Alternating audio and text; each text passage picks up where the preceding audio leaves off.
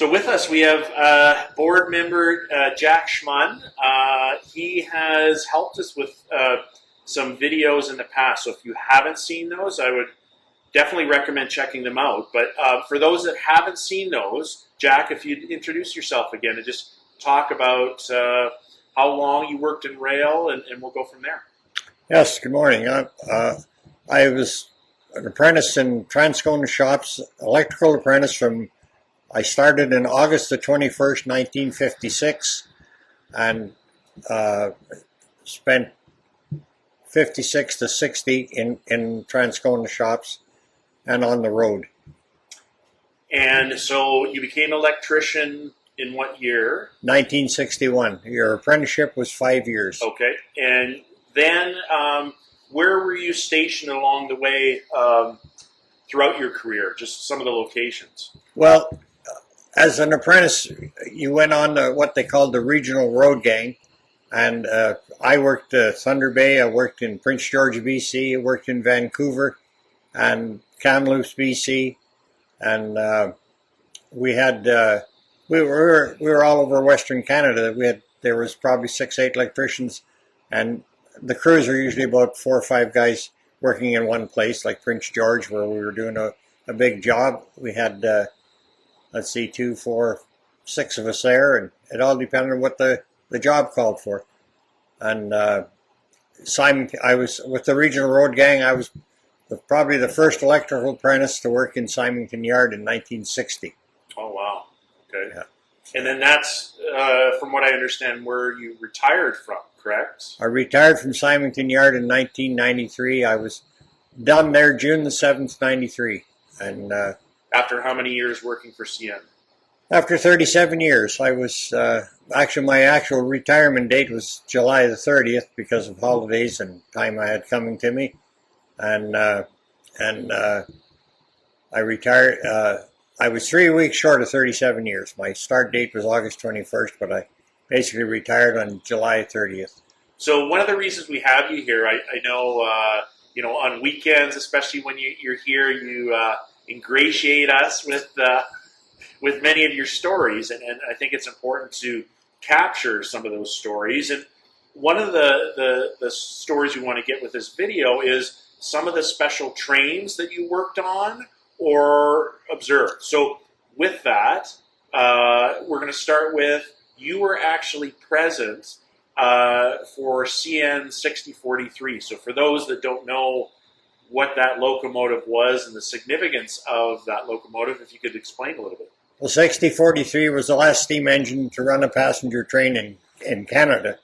That was the last scheduled train, and that train was brought into Winnipeg, and I took the afternoon off from the shops to be there, and our premier at that time was Duff Roblin, and of course other dignitaries and many CN people. But that was 6043. It was in 1960. We put it away. It's now sitting in the park in Assiniboine Park in Winnipeg. So you had a sense even that early on, obviously, the significance of that day and that ceremony. Yeah. So that's really cool. And we'll show you. We actually have a picture or two of you as a young buck standing in front of 6043. So that's pretty cool.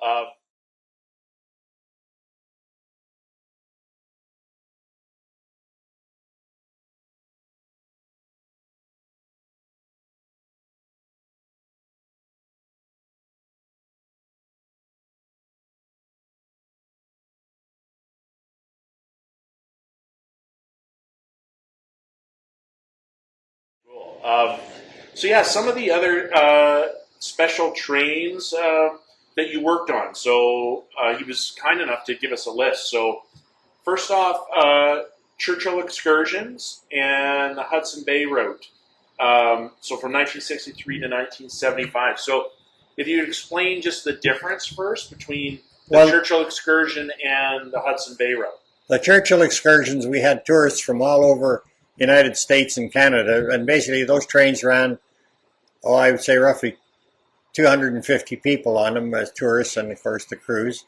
The Hudson Bay route train, or the Hudson Bay route trains, They were farmers that came from Saskatoon, and they would pick them up along the line. Saskatoon, they came from Melfort, Melville.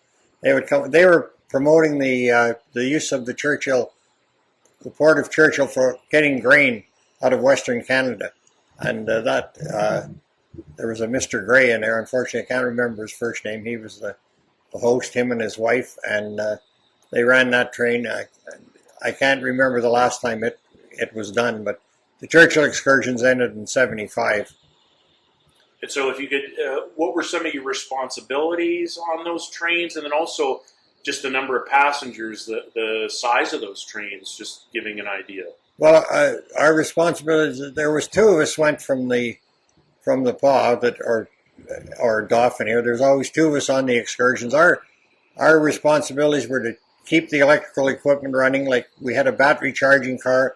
We would charge the batteries in all the diners, the day coaches and sleepers. Look after, maintain the electrical on all these cars, air conditioning and lighting. Mm-hmm. So, any significant crises or problems that you can recall from those days, or things for the most part ran? We had one problem. I think the first year we went out, the train ran from, like, when we picked it up at the PAW, we went to Flin Flon, Thompson, and Churchill. We got into Flin Flon. We stayed there overnight, basically, moved us to Cranberry Portage, and we got to Cranberry Portage, and we couldn't start our battery charging car, so we were in a little bit of a tiff there, but we got it going eventually. But no, actually, we never had any real big crisis.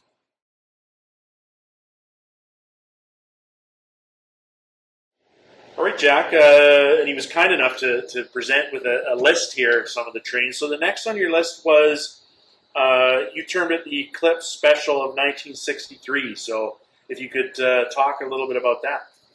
That train we had scientists from all over the world on that one too, because the eclipse of the sun was happening at a place called Wivenhoe, which is roughly, 23 miles west of Gillam. It's mileage 304 on the Thicket subdivision on the railway. And we had these people, they had cameras set up, everything to track the sun, and a total eclipse. So that was like the spot of total. That was total eclipse. And what happened is a total eclipse, it's like somebody with a big airplane pulled a cloud over us. It was nothing. And these scientists, I said, well, that's not very good. He says, no, this happens. He says, it's nothing. Loaded them back in the train. We went back to Gillam, waited for the passenger train that night to pick us up. So how large was that train? That train consisted of 4 diesel units and 24 cars. Wow. But the Eclipse train, we separated it at Gillam and brought them back to Wivenhoe out of Gillam for the Eclipse. And, okay. And that, and then when we got back to Gillam, train number 92 from Churchill, we put everything back together and we came to the PAW with it. So on a special train like that, do you have the opportunity to talk with some of the passengers, or is it all? These trains were very interesting, because these people, they were excellent to talk to. I mean, they tell you different scenarios where they were out for. These weren't their first eclipse. I mean, guy says, "Well, that's nothing." When I thought, "Oh, well, this thing is ruined." Well, no, this happens, and away we went. And about an hour later after that, the sky was clear, So it was a successful trip from their perspective? Oh, yeah. Okay. They weren't upset at all.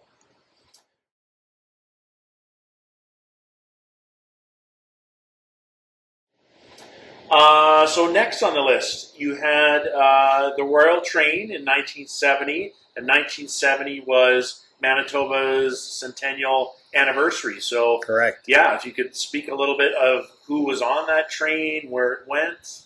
That train was the Queen and Prince Philip and King Charles now, and can't remember his sister's name. They were flown to Thompson, Manitoba. That's where that train started from, and we came south from there. We came to the PAW. So Thompson was the starting point. Thompson was the starting point, and the PAW was stopped. And then at the PAW, they had their celebrations and everything. And I was driving a truck. I ran ahead of all the equipment, and when the Queen had to go from the Pas to Swan River, they drove her. She couldn't, for some reason, travel through Saskatchewan. The train went through Saskatchewan, and we met it again at Swan River.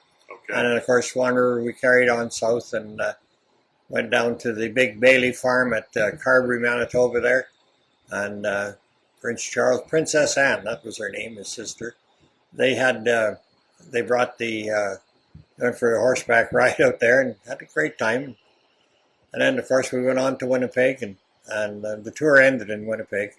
So did you have much contact, obviously, probably with handlers, not the actual royal family? Oh, yeah. Prince Philip I talked to him in Swan River. Oh, wow. He was wandering around through the crowd like anybody would wander around, just, like Mr. Cool, and saw this young gentleman standing there, and he went over to him and pulled on his shirt, and he says, "You're a farmer."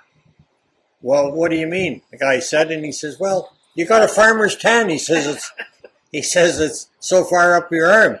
And the guy, "Yeah, okay." Well, but he went around, talked to everybody, and of course, we were quite busy with that train. And so there were, if my memory serves correct, there were two separate trains there, like one for the Royals and then one for the press? Is that yes, correct? We had two trains, the Royal train and the press train. Press train ran behind us. We had rights over everything. Every train was stopped on the track when the Royal train was moving. You had nothing. They ran a patrol ahead of the Royal train at all times to make sure there was no problems on the track, and it was quite. So probably security was a little bit different then compared to today, but security was nothing. So what kind of security detail did they have? They had a detachment of RCMP assigned right to the train, and I found out about security because I used to have to go around and check the batteries on these coaches and different things. And one day I've opened up a battery box under the coach, and all of a sudden there's somebody standing behind me, and I turn around and here's RCMP officer. "What are you doing?" "No, sorry." And I had my ID. I kept it in my shirt pocket because I had to show it so many times. And I says, "Here." "Oh, okay, look, Dad." And he says, "Oh, okay, Jack." So anyway, that carried on. But after I did this, I did what I had to do on the train. The sergeant of the RCMP come to me and he says, "Jack, I don't care what you're doing. You take a member with you whenever you're inspecting your train. Whatever just you're so doing." You wouldn't get hassled. Yeah. So I never had any trouble after that.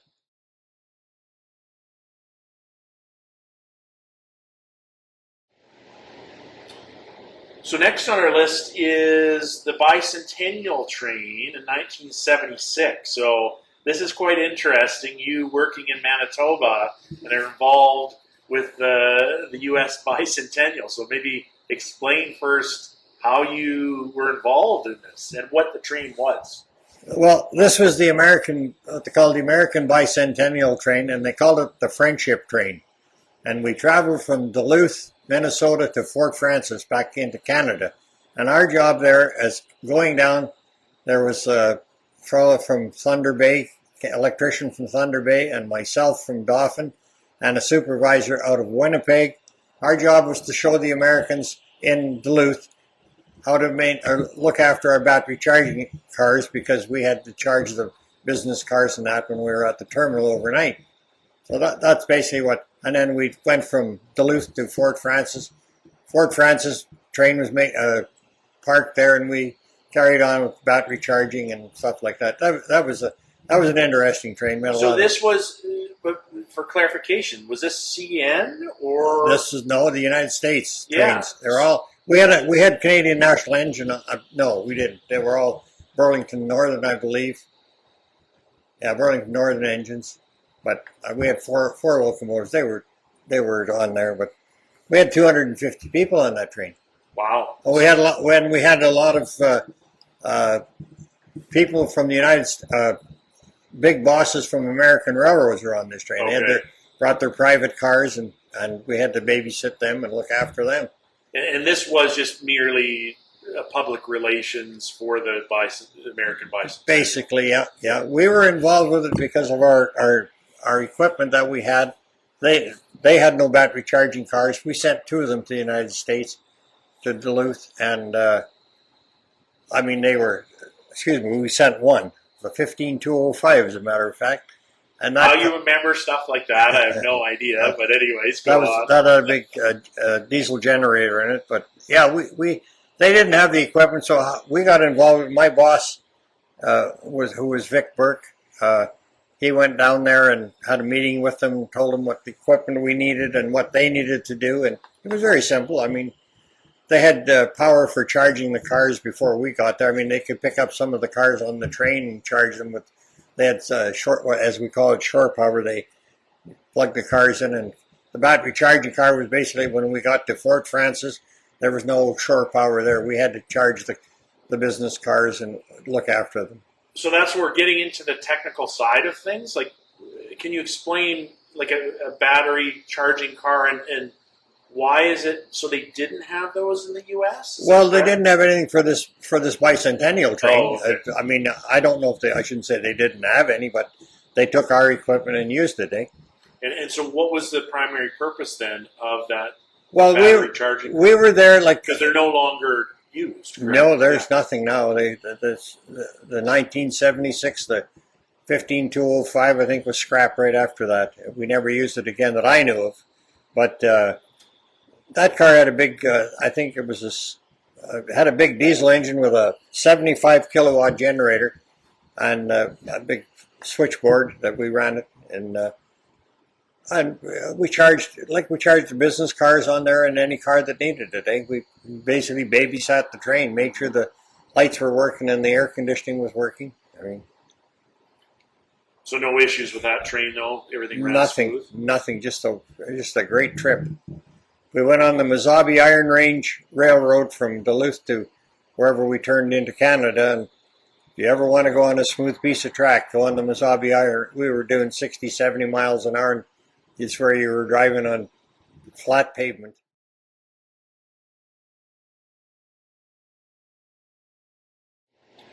All right, Jack. Next on the list we have what you term the Frost Train, 1978, and you indicated that on that train were scientists from Japan, Russia, China, the U.S., Canada that were studying permafrost. So maybe first off, what was the route that train took? Where did it start? Where did it end up? And what happened along the way?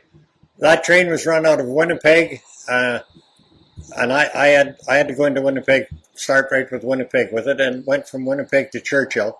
And from Gilmore to Churchill, that train, we stopped at all these sites they had marked where the permafrost was. And they were all looking at it, like it was very interesting. They had, I forget how many people on the train. It was a fairly decent sized train, but we had they were basically checking what the permafrost did, and there was one engineer on there that I was talking to, and they said the big mistake they made when they constructed the rail line up to Churchill, along where the permafrost was they dug ditches along the side, and what happened in the summertime was that the snow would melt, the ground would heat up, and it would pull the permafrost from underneath the rail beds. They were right there, and so they found that was a mistake that was made. But I mean, there's no way they could fix it. They weren't going to rebuild the line. And for those that don't know, permafrost is a layer right under the, say, topsoil that is permanently frozen in the far north. It's like concrete. Yeah, which is a concern as climate change happens, that if that thaws, there's a lot of issues with rail bed and everything else. Correct? Well, I guess today, I could say probably today. I mean, I haven't been up that Churchill line for many years, but I would say that, I mean, the development of stuff today, they've probably got it aced as far as the frost coming out. So given the countries that the scientists were from, was there any language issues or that you knew of, or did they have translators? No, they are all, well, I mean, the ones I talked to was all English. Of course, I didn't know any foreign languages. And no, there was no problems with them. And like very interesting people. I mean, they didn't use any big words, so I was okay. So given the fact, too, this was kind of in the heart of the Cold War era, like Was there additional security or anything that you could Nothing. tell Nothing. with that? No? Nothing. Just Okay. straight. I mean, they were there to check the permafrost, and that was their job. And they spent hours on coming down. We had to we stopped the train everywhere, wherever they wanted to stop.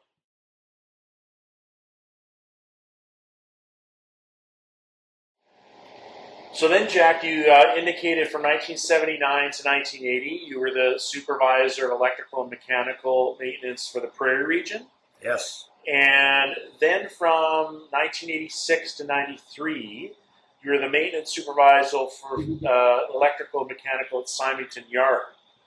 So for those that don't know what Symington Yard is, can you explain a little bit of what its purpose was, first off? Symington Yard was where they made up all the trains east and west.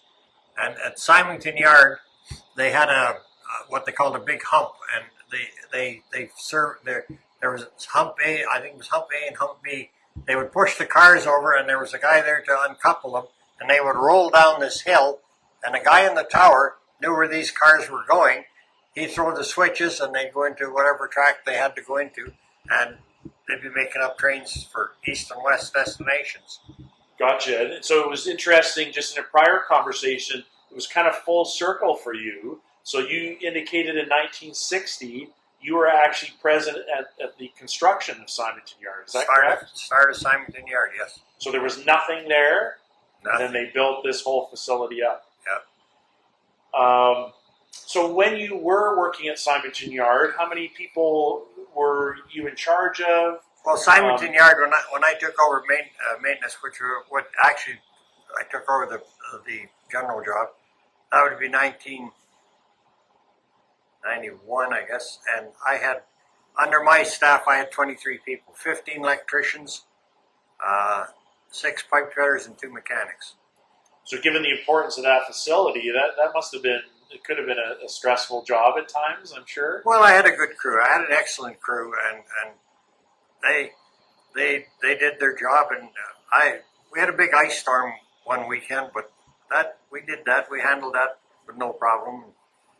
Had to call a crew in on after this ice storm to roll ice off all our lines and everything. But that happened. That was no big deal. So with that, thanks once again, Jack, for just sharing some of your stories. A really interesting history you've had over those years that you worked for CN. And yeah, you continue to be a board member for the Dauphin Rail Museum. So you telling these stories, it's always much appreciated. Oh, thank you, Jason. That's great.